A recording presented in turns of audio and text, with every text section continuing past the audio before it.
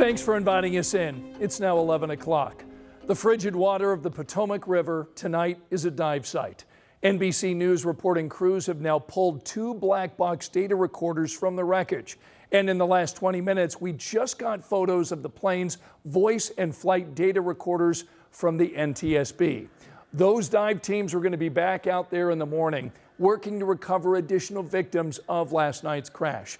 3 soldiers on the Black Hawk and 67 souls on board that American Airlines plane, including crew members, labor union members, elite figure skaters, and a woman from Indiana. Asra Hussain is from Carmel. Asra was an IU grad living in D.C. Hussein's father-in-law told us tonight she was in Wichita for work, a trip she made on a regular basis.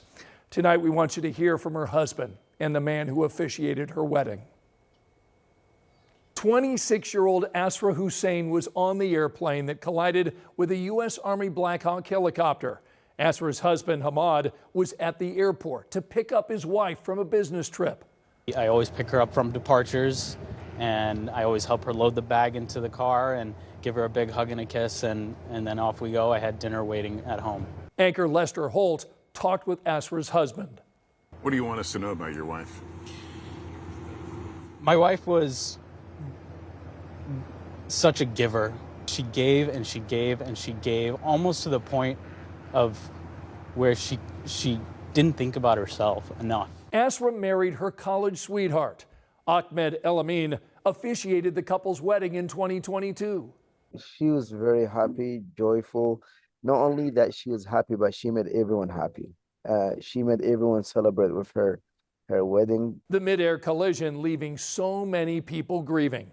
This is exactly where we need faith. I mean, we need faith all the time, but during this moments, tragic moments, faith is the only thing that we can lean on, and that's where we got our hope from. Asra's life may have been cut short, but people who knew her believe she had an impact on many. I would believe that she's probably physically gone, but she left a legacy, and her legacy would never die. 14 people on that American Airlines flight were members of the U.S. figure skating community. They were returning from a competition in camp out in Kansas.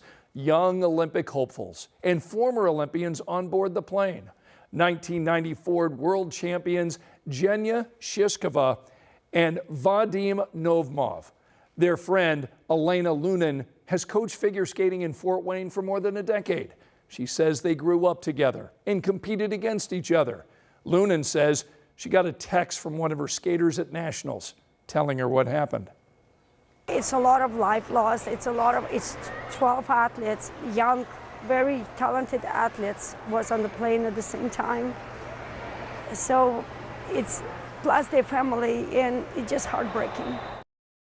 Zhenya Shishkova and Vadim Nomov coach figure skating out on the East Coast. One of their star students, their son, Maxim. Last Sunday, he placed 4th in the U.S. Figure Skating Championship. His parents celebrated on social media. Maxim flew home safely on Monday. His parents were set to connect in D.C. before flying home to Boston. So how did this happen? This is a question that won't come with quick or easy answers. Tonight, NBC News' Tom Costello digs into those moments right before the crash. Tonight, a source tells NBC News a preliminary FAA report on the midair crash indicates staffing at the Reagan Airport Tower was not normal for the amount of traffic at that hour. Normally, one controller handles planes while another controls helicopters. But Wednesday night, one controller was doing both at the time of the crash, though that is acceptable under established FAA standards. Investigators' best clues into what went wrong may rely on those last few words as controllers asked the chopper crew if they could see the CRJ, the regional jet. CRJ in flight. CRJ. This club has an aircraft in flight precision separation. The response is garbled. Does the chopper pilot say aircraft in sight? This club has an aircraft in flight precision separation. If so, why did they collide? Miracle on the Hudson captain Sully Sullenberger says that radio response is critical. It changed the rules, and it required that they see each other until they were safely clear. Like many airports, Reagan has had its share of close calls in recent years. March 7, 2023, controllers ordered a United flight to abort takeoff after another plane crossed in front of it. April 18, 2024, a Southwest plane crossed a runway just as a JetBlue flight was preparing to take off. May 30, 2024, a controller canceled takeoff after another airliner was cleared to land on an intersecting runway. Veteran pilots say flying up the river to runway 33 involves staying between 400 and 500 feet, while helicopters should be flying beneath them under 200 feet. It requires a lot of skill. The runway is very small for an airport that handles this amount of traffic. The new transportation secretary says last night's flight activity was routine. This was not unusual with a military aircraft flying the river and aircraft landing at DCA. Tonight I talked with Indiana Congressman Andre Carson about that crash. He sits on the aviation subcommittee.